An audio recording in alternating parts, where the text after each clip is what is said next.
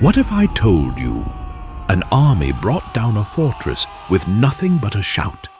A city sealed shut, its gates locked, walls so high, so thick, no force had ever broken through.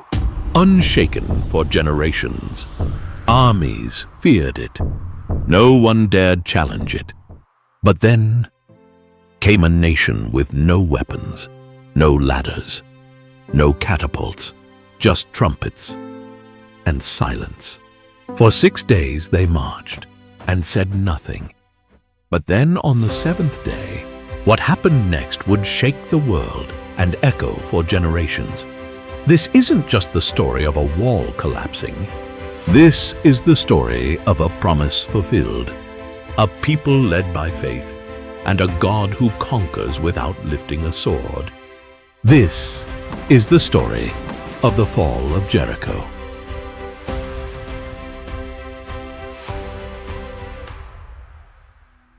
After 40 years in the wilderness, the journey was nearly over.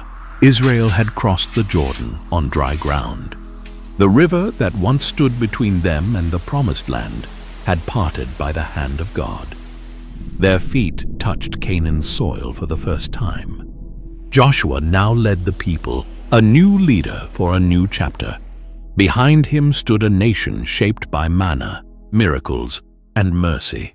Ahead of him loomed a city like no other, Jericho. Its walls towered above the plains, a mighty fortress city with high, impenetrable walls, gates locked, watchmen alert. No army had ever breached it. To Canaan, it was an unbreakable fortress. To Israel, it was the first test of promise. It stood as an intimidating obstacle on the path God had laid out for them, heavily guarded. Feared throughout the region, no one went out. No one came in.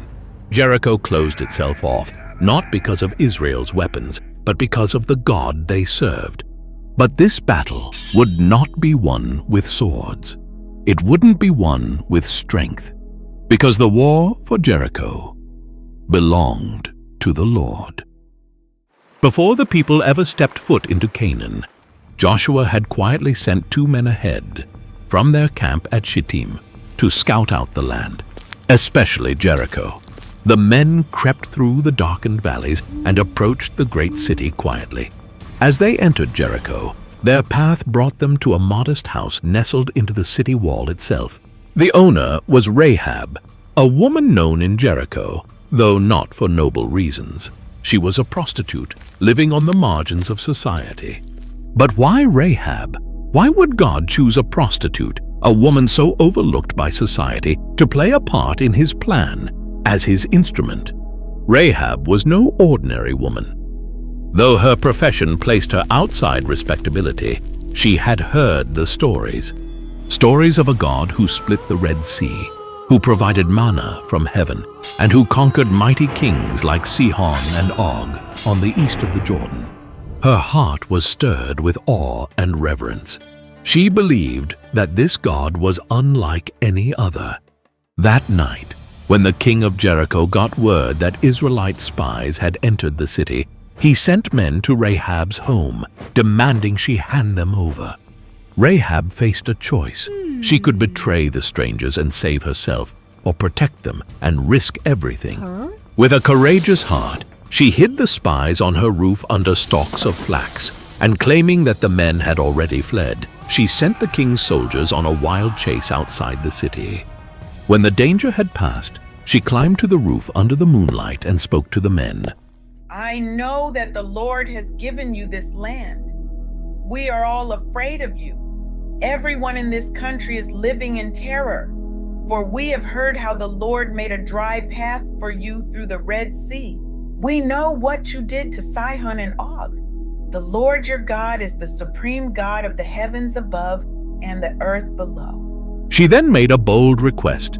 Please swear to me by the Lord that you will be kind to me and my family when Jericho falls.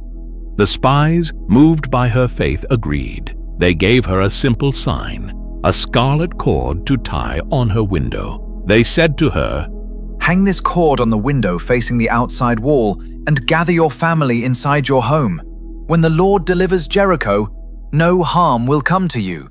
With that, Rahab helped them escape, lowering them down through a rope outside her window. The men fled into the hills, hiding for 3 days as Jericho remained sealed tight. Then they returned to Joshua with one message: "The Lord has truly given all this land into your hands." Now, as the Israelites stood on the other side of the Jordan, that old report from the spies echoed in Joshua's mind. Encouraged by their words, he began to prepare the people for battle. But what came next was not a traditional military strategy. There would be no ladders, no battering rams, no siege towers. Instead, God gave Joshua a most unusual instruction. "March around the city once every day for 6 days. Have 7 priests carry trumpets of ram's horns in front of the ark. On the 7th day, march around the city 7 times, and then blow the trumpets. When you hear a long blast, have all the people shout with a mighty shout. Then the walls of the city will collapse." It sounded absurd, childlike even. But Joshua knew God's ways were higher than man's understanding. So he gathered the people and shared the plan. On the first day, the people of Israel assembled in quiet obedience and determination. Under the watchful eyes of Jericho's guards, they marched in perfect formation around the city's walls. At their forefront, 7 priests carried the Ark of the Covenant, the sacred symbol of God's presence among them. As the procession advanced, the only sound to pierce the heavy silence was the deep, haunting blast of 7 ram's horns, echoing like a divine call through the air. The guards peered from the city walls, puzzled by the strange procession. By the 2nd and 3rd days, the soldiers on the walls began to sneer and mock. "Is this some childish ritual? No attack, no fight. What trick is this?" But by the 5th and 6th days, laughter turned to unease. The endless circling, the silence except for the horns. It was no ordinary battle. The mood in Jericho changed. Markets emptied. Windows closed. Fear started to ripple through the soldiers as they stood stiff on the walls, their eyes fixed on the Israelite camp. They marched, and still not a word was spoken. They marched, and Jericho watched. The stage was set. The people of Israel had obeyed. The ark had been carried. The priests had sounded their horns. And the walls waited. As the first light of dawn crept over the horizon, the camp of Israel stirred with purpose. This was no ordinary morning. Today was the 7th day, the day everything would change. From the top of Jericho's walls, guards watched with wary eyes. Joshua walked among the people, his face calm, yet fierce with focus. The priests took their positions, carrying the Ark of the Covenant with reverence. 7 of them held Ramses' horns close to their lips, waiting for the moment. The people fell into formation behind them, all ready. The command was clear: march. And they did. Once, twice, 3 times, 4, 5, 6. From the walls, Jericho's watchmen no longer mocked. They stood frozen and terrified. Then came the 7th lap. The priests raised their horns and blew a thunderous blast. The signal. Joshua turned to the people, his voice rising above the echoes of the horns. "Shout, for the Lord has given you the city." And in that moment, they did. From thousands of Israelite voices came a roar unlike anything the city had ever heard. A holy battle cry, full of faith, fury, and fire. The earth seemed to tremble beneath their feet. The sound cracked through the air like a storm over the mountains. And then it happened. A groan, a rumble, a crack. The ground beneath Jericho shifted.